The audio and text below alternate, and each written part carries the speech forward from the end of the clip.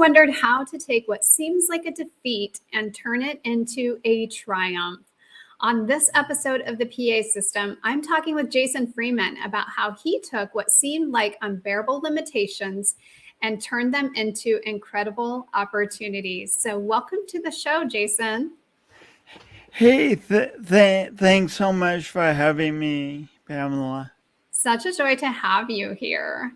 And you and I have talked a little bit about your story before, so I'm sort of familiar with it, but there's going to be a lot of people listening that aren't. So I want to kind of start from the very beginning and just get a little bit of insight into your life growing up. So tell us a little bit about who Jason was as a boy.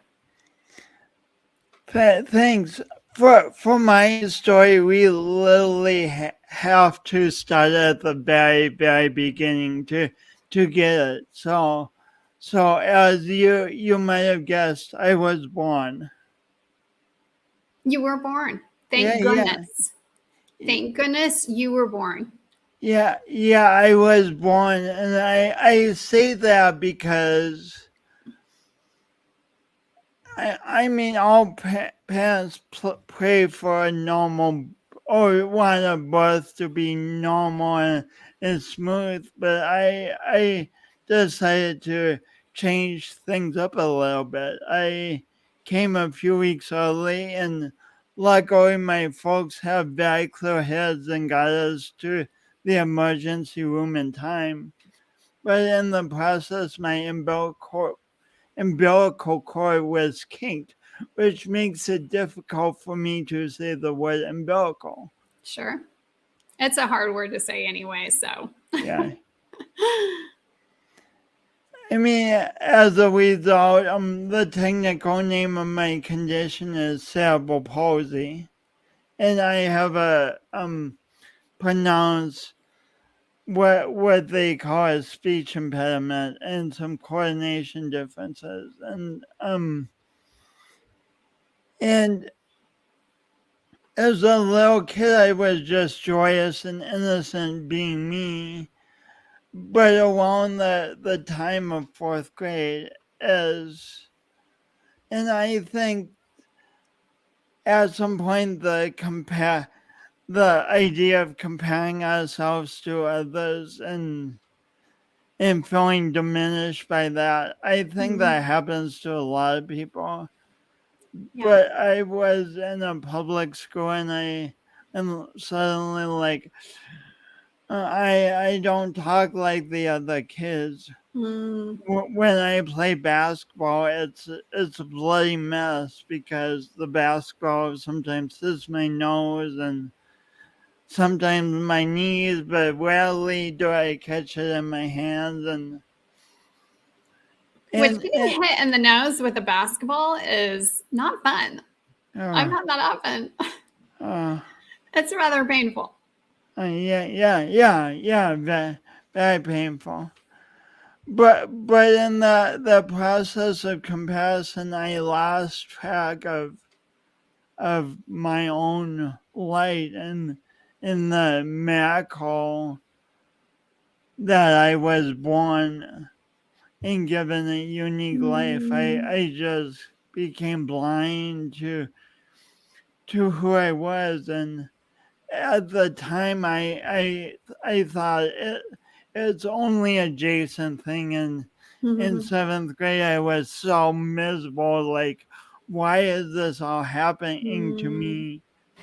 But what I realize now is I just was dealing with challenges most humans deal with, but doing it with a very unique accent. That's right. Yeah, I was going to say, I mean, I don't know that I've ever met a person that didn't come to that point in their life where they started thinking, I'm weird. Like, I don't fit in, I'm not like everyone else. And at the age, it can be so devastating to think those thoughts, and we think they're totally true, and we latch onto them, and they make us miserable because At Sure. least I didn't have many skills to understand that they were just thoughts and not necessarily the truth. Yeah. Well, and I love how you say, you lost sight of who you really were, because I think that's really what it comes down to, is that we start to judge ourselves by all this criteria that doesn't really have anything to do with who we actually are as a person. Yeah. Yeah, and it's such a can be such a painful process. Absolutely. Absolutely. But that's one of the things that I love about your story, is that you didn't stay stuck there, right? Mm. Yeah, and that's why I want to speak to students in junior high and high school to like just I'll only have an hour with them, but just give them some sense that there's other options other than being miserable and going down a rabbit hole of self-loathing. Yeah. Yeah, absolutely. And so, what are some of those ways? I mean, what are some of the things that helped you to really remember who you really were? Mm. There's so many. There's so many t- tools out there. Ask Mhm. Jason a question. So I have to ask myself a question. What You are the can. tools, Jason? Oh, I'm glad you asked. Well, so so many tools. The first tool, like after seventh grade, was I went to a counselor for a while, Mm, a therapist, and sometimes we're reluctant to use that tool, but it's just it's so great to have like someone who is there in your corner, who you can say anything to and who can help you process it. mm, M- More, and then other huge tools that I've used, probably the biggest that I've used for the longest, is creative writing. love that. I was so into poetry in high school and college, and then now I'm extensively into journaling and communicating with, like, I don't know, my bigger self. I call it talking to morning wisdom, Love and it. just I get so many ideas from that, and it's such a peaceful time. And is that something that, you had to train to do? Did you have to learn how to do that? Or did you just sit down with the pen and paper and just let whatever came to you come out onto the paper? Um, it's both because, like any anyone listening, I invite you to just sit down and st- and start writing, and don't set a timer for like 10 minutes and just keep the pen moving. I keep typing and don't edit and see what comes out. Mm, But then, like anything, it's a muscle to develop, and I've been doing this like very consistently for the last 3 or 4 years, and as I do it more and more, and I just do it for 10 minutes a day. It's like things come out clearer, things come out easier. sure. But if a listener wants a book to read on it, Natalie Goldberg's Writing Down the Bones is amazing. So sometimes you're free writing, but sometimes you're developing your writing skill. Is that correct? Yeah, for me, free writing. The more I have practiced, it kind of has just naturally progressed into Okay. more coherent writing. Sure. I don't think of it as developing like grammar and punctuation and stuff, but So there's really a coherent. anybody could take this up, right? As Yeah, a yeah, tool and yeah, just start writing, and just as they're going along, get better at it, right? yeah, exactly. Yeah. Okay, cool. And Yeah. And I think that's Natalie Goldberg's book, Laying Down the Bones, is a great book on this. writing So down the bones. yeah, Okay. yeah. Yeah, good to know. Because I think that's one of the tools that, is maybe something a lot of us are familiar with, right? Is this idea of journaling. And so it's kind of like, okay, well, I could start picking up the pen and paper again. That might be a Mm, place to start. mm. So I And, love that. and even it doesn't have to be 10 minutes. It can even be 5 minutes. Sure. Yeah, just Just start. yeah. Just start and that doesn't have to be any rules on it. Yeah. So it can be a joyful thing. Like Mm, in school, we were taught that writing was so serious. At least I right. was sometimes, but it doesn't have to be in the least. I think that's such a great point because I think we do kind of have the tendency to think of writing as a skill, right? But when we know that we can just sit down and write and just let the thoughts flow, it's amazing what will come out, right? And it's always sort of like, oh, I didn't know that's what I was going to write. So it's like this fun discovery process at the same time. Yeah, discovery and remember, like when you write something like this, you don't have to share with anyone, so you can just wait thoughts you think are good, thoughts you think are awful, thoughts you think are hideous. Just Right. get it out, and then it's not in your head. Love that. Yeah, totally a safe space. Totally a safe space. Yeah. I've also about 12 years ago I got into changing the subject, but another tool I got into doing yoga. Ah, okay. So talk to me about that. So what happened when you got into yoga? So at first I resisted the idea. Like one day my aunt and uncle were like, Jason, we think you should do yoga. And when you get a suggestion from people, but you know it's good, but you have no intention of doing it. You're like, yeah, sure, okay. Yeah. I was like, yeah, thank you, sure, okay. But in the back of my mind, I'm like, what? I have cerebral palsy.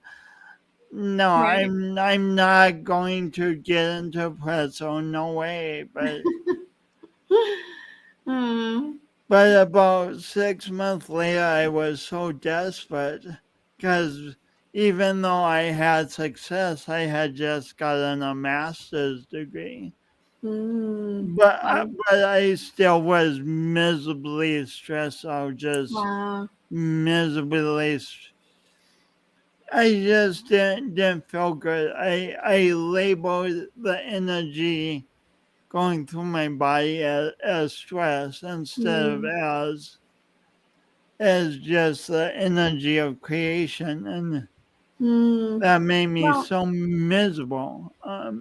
I chose to let it make me miserable, so I went down to the YMCA and signed up for membership with the intention of doing yoga. I didn't even do yoga that first day. mhm. but that changed the trajectory of my life. That simple act of buying the $35 membership. Well, and just to back up a tiny bit. So you went all through middle school, high school, young adulthood, really College. college, struggling with who am I Stress. and the What? stress of that, which is a long time to be in that space. And so how old were you when you found yoga? I think probably about 36 or Wow. maybe, yeah. I haven't thought about the exact age for a while. And so many people deal with different kinds of really tough things in life that turn into like chronic habits of stress in the body. And I think I got started with losing oxygen at birth. As a baby, I'm floating in my mama's room, and suddenly I can't breathe. That Right. must have been stressful. Right. But Exactly. the good thing is that the energy around, I guess it's called PTSD. Mhm. I'm not fond of labels, but PTSD, the energy that has us moving in certain fixed, painful patterns over and over again, that energy can find a new way of moving, Mm. and life can totally transform. And so But that's what happened for you when you started yoga? yeah, it's what happened to me starting when I started yoga, but it's a process that still is continuing. I So it wouldn't wasn't tell. overnight. It wasn't like instantaneous. No overnight, no instantaneous. Yeah. But as time has gone on, you've reaped the benefits. Huge, Mm. cause it's like chronic stress has us looking and acting through just such a narrow perspective, and doing the same things over and over again that reinforce our perspective. And once that slowly expands, Mm. so I felt better in my body, and then I expanded to doing laughter yoga. Then I expanded to Okay. being a speaker, and then eventually to a Tedx Talk, and into speaking to 1,500 high school students who gave me a standing ovation. And it's just that expansion, and Right. it's pretty unpredictable how fast or how slow it goes for any one person, but with practice comes change. With Mm. consistent practice comes change. And did you ever really see yourself speaking? I mean, growing up, did you ever see yourself speaking in front of audiences to give them the encouragement and the support they need to transform their life? There was a brief time in like fourth and fifth grade where I enjoyed speaking to my Mm. 4-H group, but then I got really shy, and from my college I dreaded having to give presentations, Mm. and I was trying to hide this Wow. voice, and I became blind to the miracle of my uniqueness. Yeah. And we all have a uniqueness, which is a miracle, but it's Right. like I said at the beginning, it's so easy to and so human to become blind to it. So very true. And so, as you started speaking to these audiences, how did that open you up? How did it change you so that you could see yourself for who you really were? Oh, that's such a great question. I love that question, Pamela, because it's not like a speaker is giving to the audience. It's not like a one-way exchange of energy. The audience also gives to the speaker with their presence. And in my first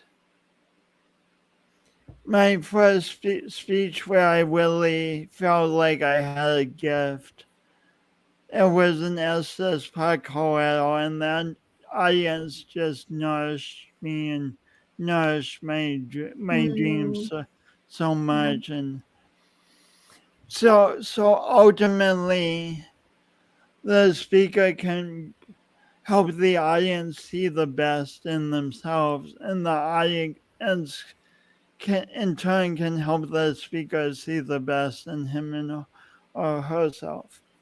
that's so beautiful. And I think that's really what this whole journey on this planet is about. Don't you think? Hmm. Yeah. I would agree with that. I mean, even now, you are giving me an opportunity to be on the PA system, and and so that's a great gift of energy. It takes a lot to do a podcast, and in return, I'm giving out energy, and hopefully it's we hopefully it's inspiring someone to see something that helps them move forward, and so Undoubtedly. it's it's this great exchange. Yeah, I couldn't agree more. I mean, I always feel like me doing these shows is as much a blessing for me, just knowing that people get to hear stories like yours, right? Mm. That I'm somehow spreading a little bit of light and positivity in the world. And I think, your message just speaks to that so well. And your energy speaks to it so well. And I think it's a message that not just kids need to hear right now, although they do really need to hear it right now, maybe more than ever. But I think there's a lot of adults that need to hear it too, that have forgotten their brilliance. They've forgotten, who they really are at their core. And so I love that your message gives people the opportunity to tap back into that, no matter what age they are. I like how you say that a lot. It gives people the opportunity to tap back into to something. Yeah, I mean, it's their choice if they want to tap back into that thing or Sure. not. But all we can do is provide opportunities Right. to for Absolutely. each other. Yeah, absolutely. And again, like you just said, it's a joy. It's a joy to put it out there. But everything happens in its own season and time. So maybe today isn't the right day for everyone, but Mm, at some point in time, we all seem to come to a point where it's like, I think I'm ready for a change. I think I'm ready to do something different or become more of who I can be. And those are the moments where I think it can be really valuable to have a memory of a show like this where you can say, I remember hearing that Jason guy talk about his journey and how he found himself in a totally different way. And then to be able to go back and hear your story again and say, yeah, that's what I'm looking for. That's the thing I need. I just need to make that little shift. And so I would love to give people the opportunity to know how to reach out to you, whether, they decide they want to connect with you now, or maybe they decide they want to connect with you down the road. So I'm actually going to share your website up here on the screen for everyone. And just JasonWFreeman.com. My middle name's William. So. All right, perfect. Yeah. So for those of you who are listening but not watching, JasonWFreeman.com. So pretty straightforward. And then to find you on Instagram, your handle is at Jason_W_Freeman. All right. Good. And so you also have a book out. Tell us just a little bit about your book, because I may want to grab that while they're on your website.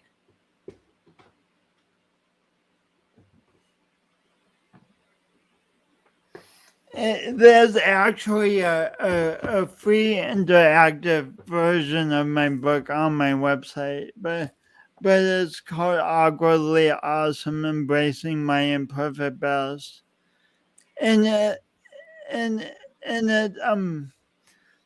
talks about my story, but there's the questions at the end of each chapter for the reader. So my story is kind of in the book, it's used kind of as a prompt for the reader to experience their own story. Yeah, and I love that. I recently picked up, someone had actually reminded me of Brene Brown's book, The Gifts of Imperfection, which was a book that I read some time ago. And so I kind of picked it back up and I thought, I love this. And this is one of the things that I really love about your book, is that it just gives you this opportunity to step into freedom, right? I mean, that's what this is really all about. It's about having the freedom to be who you really are and being able to let go of all the expectations that maybe others have had of you, or maybe that you had of yourself because others had those expectations of you, and just allow yourself to be. An opportunity to step into freedom. That's amazing. And it's, what, I don't know about everyone in the audience, but for me, that can be pretty awkward sometimes. There is no perfection to it. It's just stepping in and realizing I'm my own version of person, right? I'm not going to look like anybody else. I'm not going to be like anybody else. And sometimes that's going to feel a little awkward. Sometimes it's going to be a little weird, right? I mean, that's just the way it is. And that's okay. It's like, I would just want to say, embrace your weirdness, right? Or as my friend Christopher Rauch said, he's like, fly your freak flag, right? Just go out there and be you. And it's so rewarding when we go out as us, and then people respond to who we really are instead of the image we've been trying so hard to project. It's so fun. I mean, every time I get someone buys a book, it's like just such a reward, because the buying not just like some Tupperware I'm selling, nothing wrong with that, but something that's actually me. Absolutely. And that's going to have an impact in their life in some way, which is really remarkable. Well, I just want to thank you for being here again tonight. It's been such a blessing to talk with you and to share your story out with everyone. Of course, I knew your story, but I know everyone here listening did not. So I really appreciate you being here. Thanks so much for having me, Pamela. yeah, I just love being on podcasts, and just I always get a new perspective on my own story from the Mm, questions, and your questions were excellent. So thank you. absolutely. Any closing thoughts that you want to share with the audience? I mean, it's almost an act of faith. But if you are in a tough place, remember how much growth you're capable of. Remember, Mm, you came from being an infant, unable to do anything, to where you are now. And wherever you are now, that ability to grow and change is going to help you grow through the campaigns that you are in. mm. Well, I can't really add to that. So, with that, I send love and light to all of you that were Mm. here with us tonight or that are listening on the other end. And thank you for being with us. Please do reach out to Jason if you have any questions or just want to share your comments on the show tonight. And we appreciate you. We'll see you again next time. Good night, everyone. And good night.